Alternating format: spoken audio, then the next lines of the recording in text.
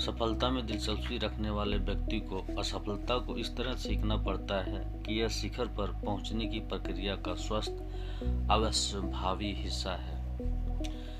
आपके हिसाब से लोग हार मानने से पहले अपने नए लक्ष्य कितनी बार हासिल करने की कोशिश करते हैं? आपको क्या लगता है? दरअसल औसत 1 से भी कम है।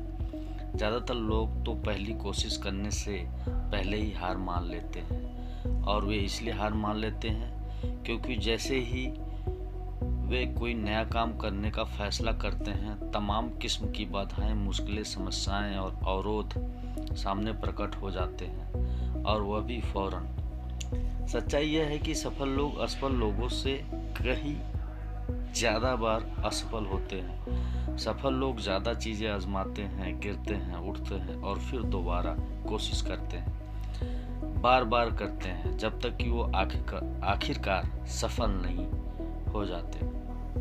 दूसरी ओर असफल लोग अगर आजमाते भी हैं तो बहुत कम चीज़ें आजमाते हैं और बहुत जल्दी छोड़ देते हैं और दोबारा लौटकर वहीं पहुंच जाते हैं जो वे पहले कर रहे थे। सफलता से पहले हमेशा अस्थायी असफलता आती है। यह तय माने कि लक्ष्य हासिल करने के लिए पहले आप कई बार असफल होंगे। असफलता और अस्थायी पराजय को उस सफलता की कीमत माने जिसे आप अनिवार्य रूप से हासिल करेंगे। जैसा कि हेनरी फोर्ड ने एक बार कहा था, असफलता ज़्यादा समझदारी से दोबारा शुरुआत करने का अवसर है। लक्ष्य तय करने के बाद खुद से पूछें, मैं इस वक्त वहाँ क्यों नहीं हूँ? कौन सी चीज़ या व्यक्ति मुझे पीछे रोके हुए है? मैंने अब तक वह लक्ष्य हासिल क्यों नहीं किया? आपने और लक्ष्य के बीच खड़ी तमाम बाधाओं को पहचान लें। हर उस चीज़ को लिख लें जो आपके ख्याल से आपका रास्ता रोक रही है, या आपको धीमा कर रही है, या आगे बढ़ने की राह में बाधा डाल रही है। समाधानों के संदर्भ में सोचें। याद रखें, आप वही बन जाते हैं जिसके बारे में आप ज़्यादातर वक्त सोचते हैं। समस्याओं और मुश्किलों के मामलों में सफल लोग यही खास तरीके से सोचते हैं, जिसे समाधान केंद्रित तरीका कहा जाता है। सफल लोग ज़्यादातर वक्त समाधानों के बारे में सोचते हैं। असफल लोग ज़्यादातर वक्त समस्याओं और मुश्किलों के बारे में सोचते हैं। समाधान केंद्रित लोग हमेशा अपने रास्ते की बाधाओं को ऊपर से, बगल से और नीचे से पार करने के रास्ते खोजते रहते हैं। समस्या केंद्रित लोग लगातार अपनी समस्याओं के बारे में ऐसी बातें करते हैं कि उनके लिए कौन सा व्यक्ति या वस्तु जिम्मेदार है, वे कितने दुखी या नाराज है, और यह कितना दुर्भाग्यपूर्ण है। दूसरी ओर समाधान केंद्रित लोग बस यह सवाल पूछते हैं, हम इसे कैसे सुलझा सकते हैं। फिर वे समस्या से निपटने के लिए जरूरी कदम उठा लेते हैं। आप जो चीज़ हासिल करना चाहते हैं उसके और आपके बीच हमेशा किसी न किसी तरह की समस्या या बाधा जरूर होगी। इसलिए कई बार सफलता की परिभाषा यह दी जाती है, समस्याएं सुलझाने की योग्यता। लीडरशिप समस्याएं सुलझाने की योग्यता है, यही प्रभावकारिता है। महत्वपूर्ण चीजें उन्हीं स्त्री पुरुषों ने हासिल की है जिन्होंने अपने और लक्ष्यों के बीच खड़ी समस्या को सुलझाने की योग्यता विकसित कर ली है। समस्या सुलझाना एक योग्यता है। सौभाग्य से समस्या सुलझाना एक योग्यता है, ठीक उसी तरह जैसे साइकिल चलाना या टाइपिंग करना। हर योग्यता की तरह इसे भी सीखा जा सकता है। आप समाधानों पर जितना ध्यान केंद्रित करेंगे, आपके दिमाग में उतनी ही ज़्यादा और बेहतर समाधान आएंगे। आप समस्याएं सुलझाने में बेहतर बनते जाएंगे। हर अगली समस्या को उतनी ही तेजी से सुलझाने लगेंगे। जब आप समस्याएं सुलझाने में बेहतर और ज़्यादा तेज बन जाते हैं तो आप ज़्यादा बड़ी समस्याएं सुलझाने लगेंगे। अंततः आप महत्वपूर्ण आर्थिक समस्याएं भी सुलझाने लगेंगे, जिनका आप पर और दूसरों पर काफ़ी असर हो सकता है। दुनिया इसी तरह काम करती है। सच तो यह है कि आप में अपने लक्ष्य की राह में खड़ी हर बाधा को पार करने का या हर समस्या को सुलझाने की योग्यता है, बशर्ते आप अपने लक्ष्य को पर्याप्त प्रबलता से चाहते हो। आप में इसी वक्त वह सारी बुद्धि योग्यता जिसकी जरूरत आपको अपनी राह की हर बाधा को पार करने के लिए होगी। अड़चनों का सिद्धांत पिछले कुछ दशकों में एक बहुत महत्वपूर्ण क्रांतिकारी अवधारणा उत्पन्न हुई है, जिसका वर्णन एल याहू गोल्डरैट ने अपनी पुस्तक द गोल में अड़चनों का सिद्धांत थ्योरी ऑफ कंस्ट्रेंट्स के रूप में किया है। इस सिद्धांत के अनुसार आप जो चीज हासिल करना चाहते हैं उसके और आपके बीच कोई न कोई अड़चन या सीमित करने वाला तत्व मौजूद होता है, जो यह तय करता है आप कितनी तेजी से अपनी मंजिल पर पहुंचेंगे। मिसाल के तौर पर, अगर आप फ्रीवे पर गाड़ी चला रहे हैं और ट्रैफिक कंस्ट्रक्शन सभी कारों को एक ही लेन में सकरा कर रहा है, तो वह बिंदु ही वह अड़चन है जो यह तय करती है कि आप कितनी तेजी से अपनी मंजिल तक पहुंचेंगे। आप इस अड़चन से जितनी तेजी से गुजरते हैं, काफी हद तक उसी से आपकी पूरी यात्रा की गति तय होगी। किसी भी प्रमुख लक्ष्य को हासिल करने में हमेशा कोई न कोई अड़चन या बाधा होती है जिसे आपको पार करना होता है। आपका काम है आप इसे सटीकता से पहचान लें और फिर अपनी समूची ऊर्जा इस प्रमुख अड़चन को खत्म करने पर केंद्रित कर लें। इस अड़चन को हटाने या इस सीमित करने वाले घटक से निपटने की योग्यता आपको जितनी तेजी से आगे बढ़ा सकती है, उतना शायद कोई दूसरा कदम नहीं कर सकता। भीतरी बनाम बाहरी अड़चन। 80-20 का नियम आपके और लक्ष्यों के बीच अड़चनों पर भी लागू होता है।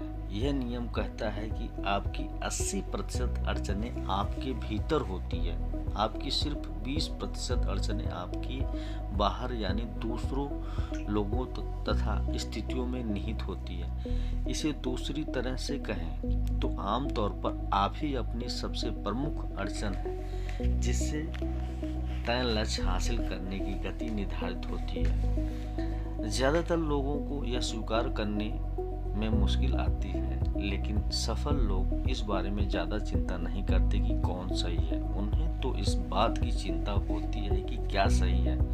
अपने अहम की रक्षा करने के बजाय सफल लोग स्थिति की वास्तविकता की ज्यादा परवाह करते हैं और इस बात की भी वे समस्या को सुलझाने के लिए क्या कर सकते हैं। अपने भीतर देखें, खुद से पूछें, मुझ में ऐसा क्या है जो मुझे पीछे रोके हुए है। दिल की गहराई में झांके और अपने व्यक्तित्व, स्वभाव, योग्यताओं, कुशलताओं, आदतों, शिक्षा या अनुभव संबंधी प्रमुख अड़चनों को पहचाने जो शायद आपको अपने लक्ष्य हासिल करने से रोक रही है। निर्मम सवाल पूछे, अपने प्रति पूरी तरह ईमानदार रहें। आपके और लक्ष्यों के बीच मूलभूत बाधाएं आमतौर पर मानसिक होती हैं। उनकी प्रकृति मूलतः मनोवैज्ञानिक और भावनात्मक होती है। वे आपके आसपास की स्थिति के भीतर नहीं, वो तो आपके भीतर ही होती है। और अगर आप अपने लिए संभव हर चीज को हासिल करना चाहते हैं तो इन्हीं मानसिक बाधाओं से शुरू करें। सफलता की राह की दो प्रमुख बाधाएं। सफलता और उपलब्धि की राह की दो प्रमुख बाधाएं हैं डर और शंका। सबसे पहले तो असफलता, गरीबी, नुकसान, शर्म या अस्वीकृति का डर होता है, जो ज्यादातर लोगों को कोशिश करने से भी रोकता है। इसलिए नया लक्ष्य हासिल करने की लोगों को कोशिश औसतन 1 से भी कम होती है। लक्ष्य के बारे में सोचते ही ये डर उन पर हावी हो जाता है। जिस तरह जरा सी आग लगने पर पानी को बाल्टी से डालने से वह बुझ जाती है, उसी तरह यह डर उनकी इच्छा को पूरी तरह बुझा देता है। दूसरी मानसिक बाधा है आत्मशंका, जो डर के बहुत करीब है। हमें अपनी योग्यताओं पर विश्वास नहीं होता, बल्कि शक होता है। हम अपनी तुलना दूसरों से करके सोचते हैं कि दूसरे लोग हमसे ज्यादा बेहतर हैं, स्मार्ट हैं और कार्यकुशल हैं। हम सोचते हैं मैं पर्याप्त अच्छा नहीं हूँ। हम अपने मनचाहे बड़े लक्ष्य हासिल करने की चुनौतियों के सामने अक्षम और हीन महसूस करते हैं। नकारात्मक भावनाएं छोड़ी भी जा सकती है। सौभाग्य से अगर शंका और डर के बारे में कोई अच्छी चीज है तो वह यह है कि ये दोनों सीखी हुई भावनाएं हैं। क्या आपने कभी कोई नकारात्मक शिशु को देखा है? बच्चे जब इस दुनिया में आते हैं तो उनमें कोई डर या शंका नहीं होता। वे इन्हें सीखते हैं और हर सीखी हुई चीज को अभ्यास और दोहराव से छोड़ा जा सकता है। शंका और डर के मूल उपचार हैं साहस और आत्मविश्वास। आपके साहस और आत्मविश्वास का स्तर जितना ऊंचा होगा, डर और शंका का स्तर उतना ही नीचा होगा और ये नकारात्मक भावनाएं आपके प्रदर्शन और व्यवहार पर उतना ही कम असर डालेगी। साहस और आत्मविश्वास की कुंजियां। साहस तथा आत्मविश्वास ज्ञान और कुशलता के साथ बढ़ता है। ज्यादातर डर और शंकाएं अज्ञान और अक्षमता की भावना से पैदा होते हैं। आप अपने लक्ष्यों को हासिल करने की राह में जरूर चीजें जितनी ज्यादा सीखते हैं आपको उतना ही कम डर लगेगा और उतना ही ज्यादा साहस व आत्मविश्वास महसूस होगा। जरा उस वक्त को याद करें जब आपने पहली बार कार या बाइक चलाना सीखा था। आप शायद बहुत तनाव में थे और घबरा रहे थे। आपसे बहुत सारी गलतियां हुई थी।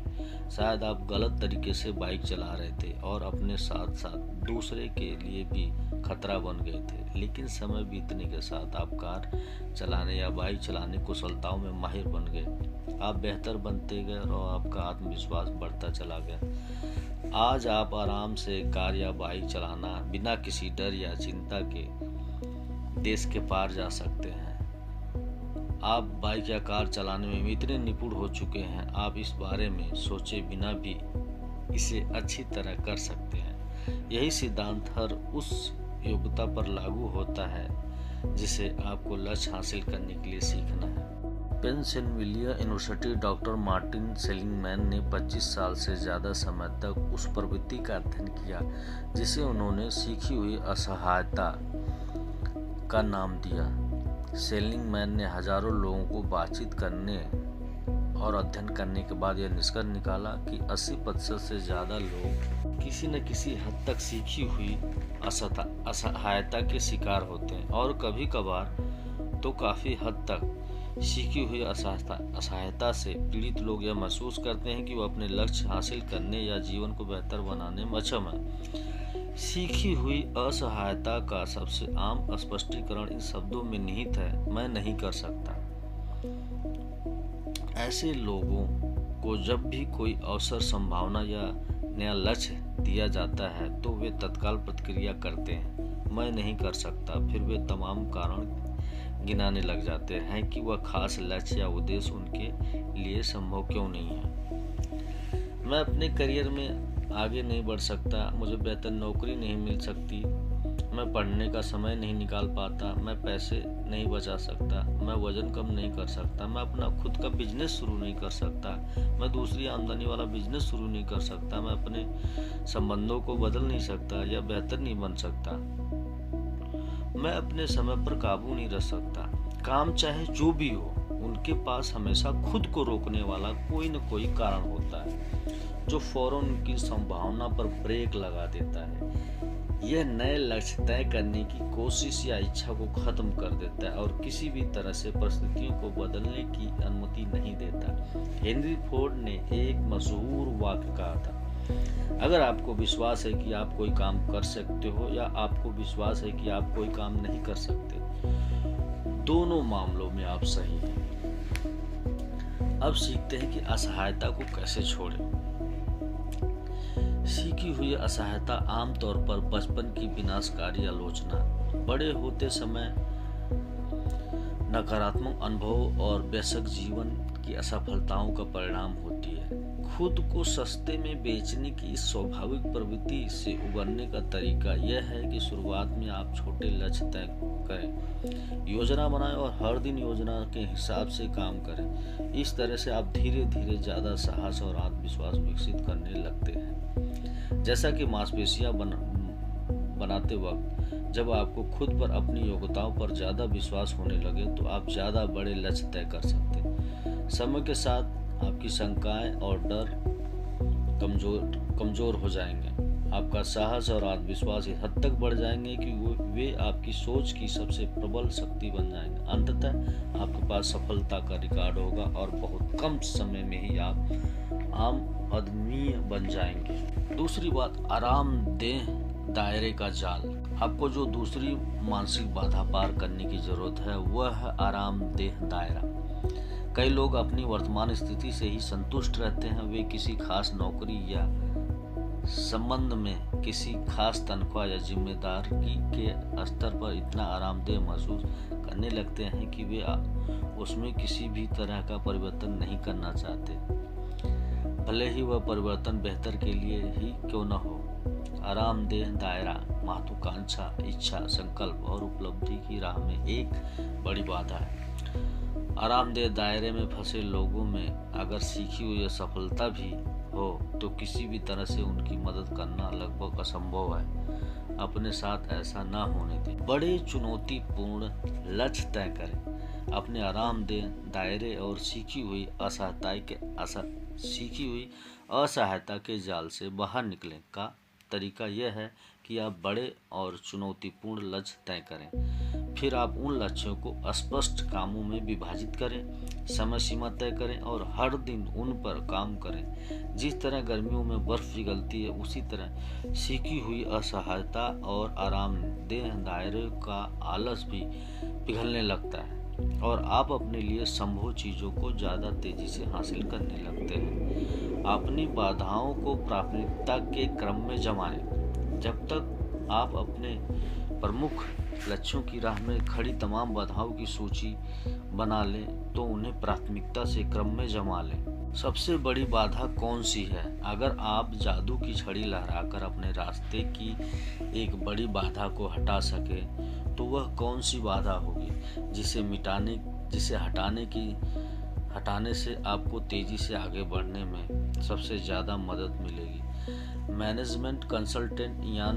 मिटरफ ने समस्याओं को सुलझाने और बाधाओं को हटाने के संदर्भ में एक दिलचस्प बात कही। वे कहते हैं, समस्या जो भी हो उसे सुलझाने की कोशिश करने से पहले उसे कई अलग अलग तरीकों से परिभाषित करें। किसी भी ऐसी समस्या से सावधान रहें जिसकी सिर्फ एक ही परिभाषा हो या समाधान हो।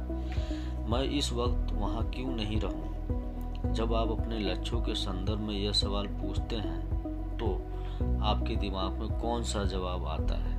आपको कौन सी चीज रोके हुए? आपकी राह में कौन सी बाधा बड़ी है? सही बाधा का पता लगाने के लिए आपको गहराई तक ड्रिलिंग करनी होगी। इसके बाद ही उसे हटाने का कदम उठाना चाहिए। इसे करने का तरीका क्या है? समस्या की हर परिभाषा के बाद हर बार यह सवाल पूछें, और कौन सी चीज समस्या की वजह हो सकती है। कॉर्पोरेशन और लोगों के साथ काम करते वक्त मैं मुनाफे या आमदनी को दुगना करने के लक्ष्य के साथ शुरुआत करता हूं। मैं सुझाव देता हूं कि वे खुद से यह सवाल पूछें, हमारा मुनाफा या आमदनी पहले से ही दुगनी क्यों नहीं है?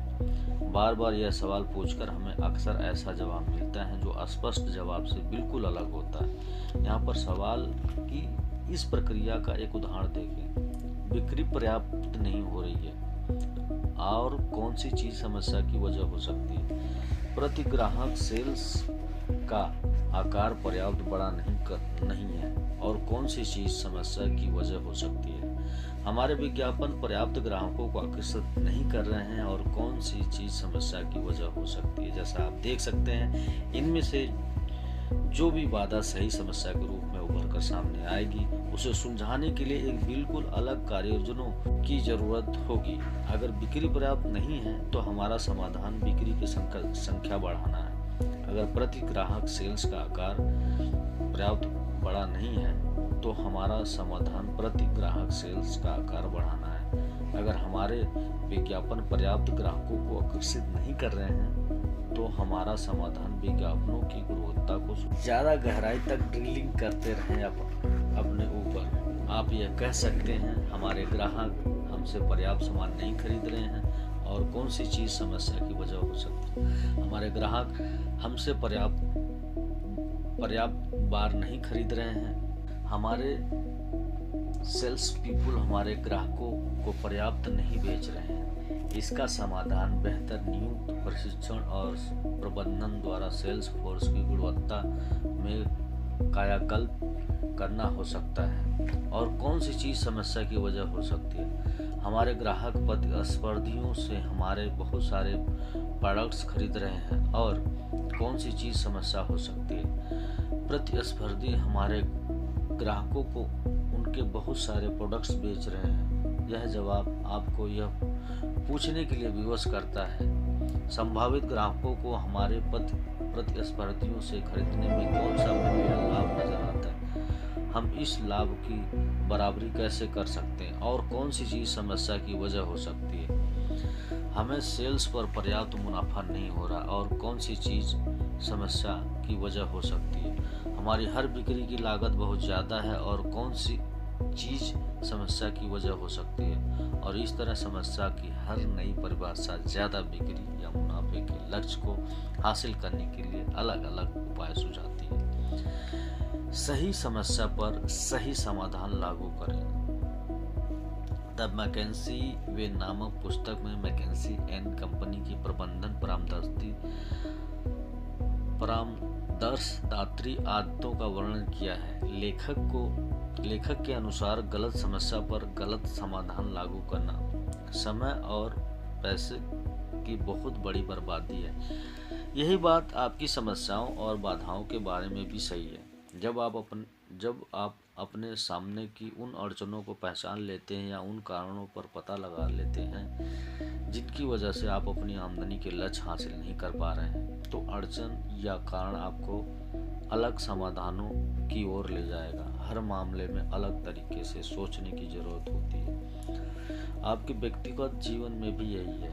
आप जितनी सटीकता से खुद को पीछे रोककर रखने वाली बाधाओं या अड़चनों को पहचान लेते हैं, समाधान उतने ही से ही होगा जिनसे आप उन बाधाओं को दूर कर सकते हैं। अपनी आमदनी बढ़ाना। आप समस्या को इस तरह व्यक्त करके भी शुरू कर सकते हैं, मैं पर्याप्त पैसे नहीं कमा रहा हूँ। और कौन सी चीज़ समस्या की वजह है? मैं ज़्यादा पैसे लायक पर्याप्त मूल्य का योगदान नहीं दे रहा हूँ। और कौन सी चीज़ समस्या की वजह हो सकती है? मेरी आमदनी शायद इसलिए नहीं बढ़ रही है क्योंकि मैं वर्तमान से ज़्यादा मूल्य के परिणाम देने में पर्याप्त अच्छा नहीं हूँ। और कौन सी चीज़ समस्या की वजह हो सकती है? मैं ऑफिस में अपने समस्या का कार्यकुशलता से प्रयोग नहीं करता हूँ। और कौन सी चीज़ समस्या की वजह हो सकती है? मैं अपनी शामें टीवी देखने और वीकेंड लोगों से मिलने जुलने में बिता देता हूँ। नौकरी में बेहतर बनने के लिए मैं शायद ही कभी कुछ पढ़ता या सीखता हूँ। आहा, अब आपको असली समस्या मिली। अब आपको ये स्पष्ट पता चल चुका है कि ज़्यादा पैसा कमाने की अपनी मूल समस्याओं को सुलझाने के लिए आपको क्या करना है। बाधा को लक्ष्य के रूप में परिभाषित करें। जब आप एक बार अपनी प्रमुख बाधा को तय कर लें तो उस बाधा की सकारात्मक लक्ष्य के रूप में दोबारा लिखें। मिसाल के तौर पर आप इस वक्त कह सकते हैं कि मेरा लक्ष्य अपनी योग्यताओं और दक्षताओं को लगातार बढ़ाना है ताकि मैं अपने क्षेत्र में पैसे कमाने वाले 10% शीर्ष लोगों के समूह में रहूं। फिर आप उन सभी कदमों की सूची बनाते हैं जिनसे आप अपने ज्ञान और योग्यताओं को बढ़ा सकते हैं, समय प्रबंधन को सुधार सकते हैं, अपनी कार्यकुशलता और प्रभावकारिता को बढ़ा सकते हैं और अपनी कंपनी की बिक्री बढ़ा सकते हैं। आप हर कदम के सामने समय सीमा और पायदान तय कर दें। फिर आप एक प्रमुख काम चुनें और उसे तत्काल करने लगें। उसके बाद अंगारों पर चलें, खुद के लिए तानाशाह बन जाएं, खुद को अनुशासित और प्रेरित करें ताकि आप अपने लक्ष्य के लिए तैयार रहें और उसी तरह के व्यक्ति बन जाएं जैसा आपको बनना चाहिए। आपको कौन सी चीज रोके हुए है यह पहचानने और उस बाधा को हटाने का स्पष्ट लिखित लक्ष्य तय करने के अभ्यास से आपकी जिंदगी की बागडोर आपके हाथ में आ जाती है। संकल्प पर अमल करने से आपकी सफलता और हर तय लक्ष्य की प्राप्ति लगभग पक्की हो जाती है। सटीकता की कोशिश करें। समस्या की परिभाषा सटीक है या नहीं? अगर इस बारे में आपके मन में कोई सवाल या चिंता हो तो इस बारे में किसी भी विश्वस्त व्यक्ति से बातचीत करें। अपने अहम को एक तरफ रख दें, ईमान प्रतिक्रिया दें और आलोचना का आग्रह करें। इस संभावना को स्वीकार करें कि आप में बुनियादी दोष और कमजोरियां हो सकती हैं जो पूर्ण क्षमता को साकार करने की राह में बाधा डाल रही हों।